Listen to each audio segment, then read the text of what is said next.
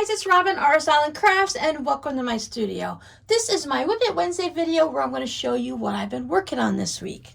I want to thank everyone for their help last week with your wrist measurements and different ideas on how to use my oops, where I've got the heat and bond on the front of my carrots instead of the back.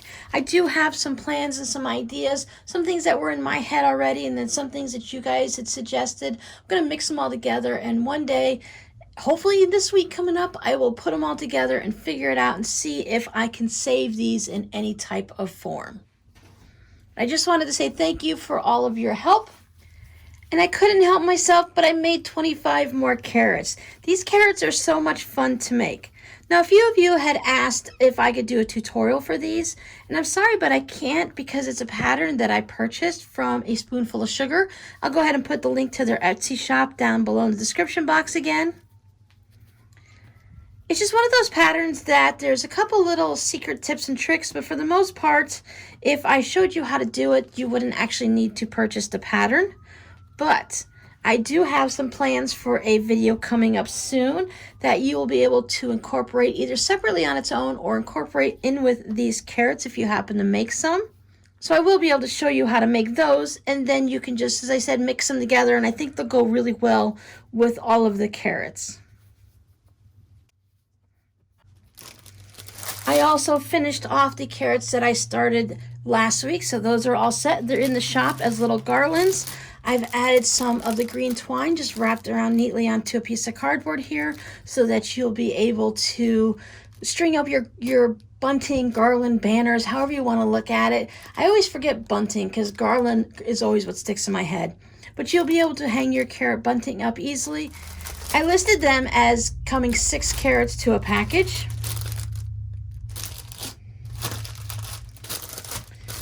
And I included 3 yards of the green cotton twine. So if you'd like to purchase more, you can combine them all. And if you need longer twine, if you say you wanted to purchase all 18 of them, but you wanted to have longer twine without connecting them all together, just go ahead and shoot me a message through my Etsy shop and I will give you whatever length of twine you would like so that you can hang your bunting up anywhere you need to. Some of these carrots I'm going to go ahead and keep for myself, and then I'm going to also list them in the shop. So since I have these shorter ones, I will probably list something with the longer number of carrots. That way, if someone wants something with a longer, more carrots on it, or you want the shorter carrots, whatever, there will be an option for anybody in the shop. So depending on what you're interested in, it'll be there. So you may be wondering, gee, Robin, you've made so many carrots now. Do you have any orange scraps left? Actually, I do. These do take up a small amount of orange scraps because you're working in just smaller pieces and stuff. And the thing is, it's more of a variety. I like that they have so many different fabrics and that each carrot, even if they were cut from the same piece that I was working on, like so maybe these two happen to be together, the way you put them down is you would alternate them like this. And that would allow you to get them so like this one might be on the top here, but then on another one, it might be down at the bottom. Some of them were just made out of one chunk of fabric, and others of them, I made them out of a long strip instead of just making it the size that the pattern said, because I was doing more than 6 carrots. I went ahead and made just a big chunk of fabric, and then I cut my carrots from that. So do I have orange fabric left? Yes, but I feel that if I needed to make more carrots, I could probably make a small amount, but there's not enough variety of fabrics now. I do have a lot of my solids left, and while I think those are fine, I think it just needs to have a little bit more pizzazz, a little bit more variety. I think for the way these are, you could make them all in just one fabric. I really like this fabric, so you could make an entire carrot just in one fabric, and I think it would look amazing still. But it's me. I'm more about, to create with scrapitude. I like all of the variety of the different fabrics. So I think if I needed to make more, if someone said, hey, Robin, make me 20 carrots, could you please make me 20 carrots or 100 carrots or whatever? I'd actually love to make 100 carrots. That wouldn't bother me at all. I've already made almost halfway there. I've already made close to 50 of them. So what's 100? That's not just twice as many as I've already made. They were so much fun to make. I would definitely have to go and pick up some more orange. And they wouldn't be scraps at that point. I would just go ahead and pick up, I'd probably go to Joann's and look at, sometimes their fat quarters are pretty good, but if their fabric is on sale or you're just buying small amounts, for projects like this, I would probably just buy maybe 6 inches, 5 inches of a variety of orange fabrics, and they would be much cheaper to do that than to purchase a fat quarter. Because a fat quarter, I don't need that whole chunk for scrappy projects. I could get away with just having that small strip.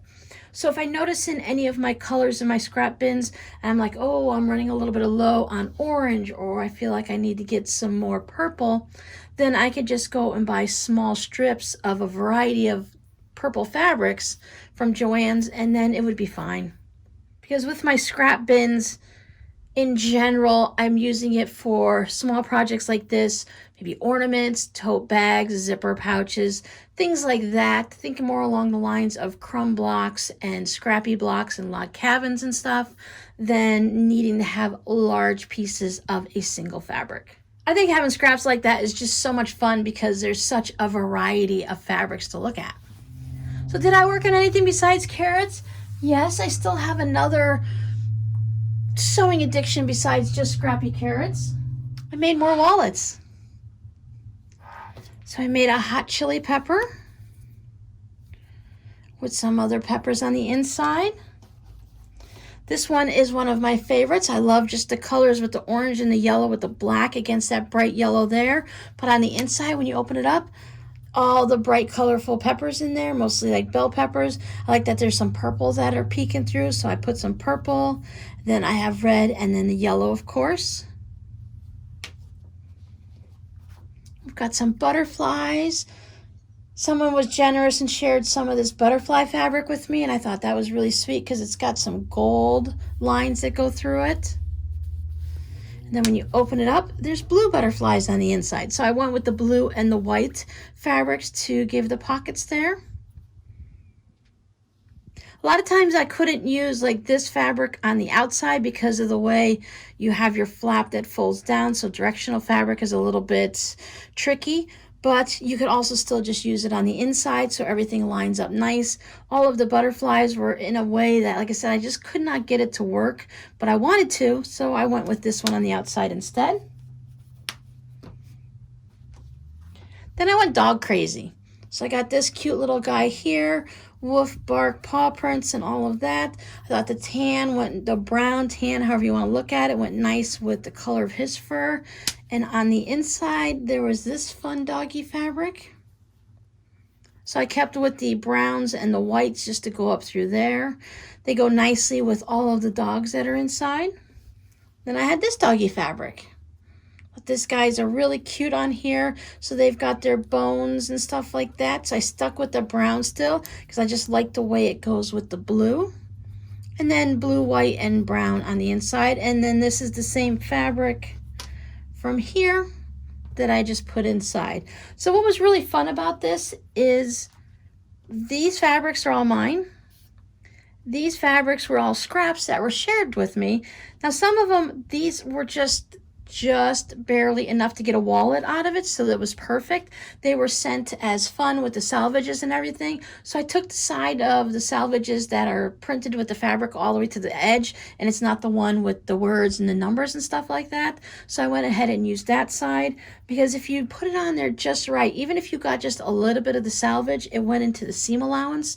So it was just perfectly wide enough for me to go ahead and use this doggy fabric. And it was just too cute not to use on a fun project like this. So if you're interested in any of these wallets, they're all listed in my Etsy shop, which is listed down below in the description box. Thank you everyone who shared your fun fabrics with me. I had a really good time working with them and thinking about all the people that have been so generous to share their scraps with me. So these are great little wallets. You gotta watch your directional fabric, but they are great for using up small bits of scraps because they don't use very much at all. I've been pretty busy at night, either working late in the shop or I've been out doing some yard work and taking care of the plants and the flowers and stuff. I've been reading a little bit at night, so I haven't been doing as much knitting, but I did manage to get my socks off the needles. Woohoo! So these are all finished. As you can tell, I haven't taken any of the stitch markers out yet. I need to mark all this down in my Ravelry shop so that I know the next time I make socks for me, how many rows I did and what size they were and how many stitches. But there is sock number 1. And sock number 2. So what I ended up doing is, I mentioned before that I used a different sock yarn down here because I only had the one skein of this color. And I thought I only had one skein, but when I went and cleaned out in the bonus room, when I went and got digging through some stuff in the fabric room, so when I was digging through the, we'll call it a storage room, but basically it's one of the kids' bedrooms that I just kind of shove everything into. I have some neat places in there where I store all my scraps and my fabric and stuff, but I also just kind of plop things in there. So I did find one skein plopped in there among some other yarns, and I thought, oh, well, there only must be one. I'll just make something for myself. I'll add the extra yarn on the bottom and the top, and it'll be fine. 3/4 of the way through with these, and I found the second skein, so maybe I'll turn them into some fingerless gloves or something like that. I don't think I want to knit socks out of these again. But I have a different color for here and up at the top. And on this one, I did the purple there, up there. And I was going to make them absolutely match. Like if I did this much yarn to here and then this much yarn to there, then I'll bring this in so the cuffs will match. But I decided the only thing that needs to match is really the size of the sock. It's already got what looks like scrappiness with all the different colors. The purple works in it really well. This purple matches here pretty good, and this purple blends in with everything else. So I thought, why not? So I did end up having to start down here just to get enough length on my leg. They are shorty socks. I don't need them super tall. I don't like the ones that go, a lot of people will knit their socks, as you see me knit for Robbie, where you fold it in the half at the heel and the cuff comes all the way up to the tip of the toe. That's how Robbie likes them. He likes his to go up over his calf area. I like mine to just come up over the top of my shoes and enough of a cuff to keep them from sliding down into my shoes. Although I don't really wear these with shoes, so I guess that doesn't matter, but you know what I mean. So I almost made it with enough on this one. I just had to do probably 5 or 6 rounds. This guy drove me crazy because I ran out of yarn when I was casting off, and I probably had maybe 12 stitches left to cast off, and I didn't run out of yarn. There was a knot in this ball of yarn where it was cut when I was winding it together. I cut it for whatever reason. There probably was a knot. So I was playing like, we call it yarn chicken, where you try to, it's funny because you try to knit as fast as you can to get to the end of the project before you run out of yarn, kind of like when we do with bobbins and stuff. It doesn't matter, you're going to run out when you run out, but it's this whole mind game you do. So I was trying to go, and yeah, no, that's okay. I just had to weave in some more ends. So that is everything that I pretty much worked on this week. I don't know if I dabbled in something here and there. I don't really think I did too much more. Normally, now we are going to be going live this Saturday the 20th at 12 Eastern Standard Time. We did reset our clocks this weekend. We did the spring forward. So I don't know how that affects you guys if you're from another country. But just whatever, look up Eastern Standard Time and it should be able to tell you what time it is wherever you live.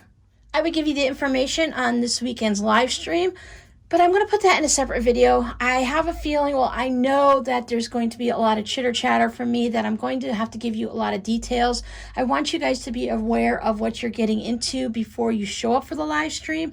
I want those who are participating to know what supplies they're going to need, and I want people to know ahead of time before they dig into their craft. There's going to be some variations and there's going to be some conversation, and I just want you guys to know ahead of time what it's going to be like before we do it. Now, if you're not interested, as always, if you're not interested in sewing along with us, just go ahead and pop on the live stream and just keep me in the background. You guys know, take me an hour, 2.5 hours last time, and I just chitter chattered away. We do a little conversations on the chat group with everyone. They chat back and forth. I chat with them occasionally. We ask questions and blah, blah, blah. But it's nice sometimes just to pop a live stream in and just listen to the people that you're used to hanging out with, chitter chatter in the background while you're sewing or knitting or embroidering, or if you're, I'm really being drawn to beadwork again. I really like to work with some beads again, but there's only so much time in a day. Obviously, I'm still in a chitter chatter mood. I just got, squirrel, but stay tuned. The thing is, I also need to make a little bit of a sample because we are working with crumb blocks, and I haven't sewn with my crumbs since we sewed live with them back in February because, there's plenty of time. There's 3 weeks, there's 4 weeks, there's 2 weeks, there's a week, and then, oh my goodness, the time has come. So I want to have a little bit of a sample to kind of show you what to expect for the live stream. So if I get that all done, I'm recording this on Sunday. I have appointments on Monday. So if I get anything done between now and Tuesday so I can pop it up, you'll see it coming out right after this video. This one comes out at 9 a.m. I'll pop that one in at 10. Otherwise, just expect it in the next day or two. And I'll try to give you guys plenty of notice so that you have things ready for the weekend. So thanks for hanging out with me. Please let me know down in the comments what you're working on this week. If you guys have been here for a while now, you know I like to put that special code word at the end of the video so that I know that you're a superstar and you made it all the way to the end. And let me tell you, I didn't realize so many of you guys made it all to the end. Thank you so much for watching my videos from the beginning to the end. It makes a huge difference in supporting me and helping me build and grow this channel. Our goal this year is to get up to 50,000 subscribers. We are just over 30,000 now. Welcome to any new people that have come over this week. Based on my analytics, I really think we'll be able to hit 50,000 this year because YouTube gives you the whole analytics. It shows you how many new subscribers you get every day, every week, every month, and whatever time period you want to look at. And based on that, with steady growth, we should be able to hit 50,000. And how amazing would that be? To know that 50,000 of us at any given time could be hanging out together in the craft room working on a project. After all that, we still need a code word, Robin. So our code word will be community. Because that's what we are here. We are a community. We hold each other up. We support each other. We laugh with each other. We cry with each other. We craft together. Community, it's all what it's about here, and I'm just so grateful to have you guys in my community that love to hang out here with all of us. So until next time, guys, remember to create with Scrapitude, and I'll see you guys in the next video. Bye.